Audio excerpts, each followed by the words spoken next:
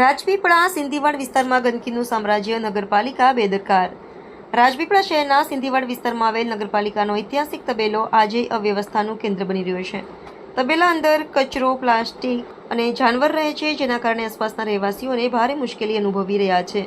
સિંધીવાડ વિસ્તારના આગેવાનો અનેકવાર નગરપાલિકાને લેખિત તેમજ મૌખિક રજૂઆત કરી ચૂક્યા છે, છતાંય નગરપાલિકા દ્વારા કોઈ પગલાં લેવામાં આવ્યા નથી। આ બેદરકારીના કારણે સિંધીવાડ મુખ્ય ફળિયું સ્વચ્છતાને બાબતે અતિ ખરાબ હાલતમાં છે। આ ગંદકી અને વાસના કારણે આસપાસના વિસ્તારમાં ડેન્ગ્યુ, ચિકનગુનિયા અને મેલેરિયા જેવા જીવલેણ રોગચાળો ફાટી નીકળવાની ભીતિ છે। પ્રશ્ન છે કે આ બીમારીઓના કેસો વધે તો તેની જવાબદારી કોણ લેશે, સરકાર કે નગરપાલિકા? અહીંના રહેવાસીઓ, ખાસ કરીને નાના બાળકો માટે સ્થિતિ અત્યંત જોખમી બની ગઈ છે। તબેલા અંદર રહેલા જાનવરો ક્યારેક બાળકોને નુકસાન પહોંચાડે તો તેનો હિસાબ કોણ આપશે? સ્થાનિક રહેવાસીઓ જણાવે છે કે તેઓ આ ગંદકી અને દુર્ગંધથી કંટાળી ગયા છે।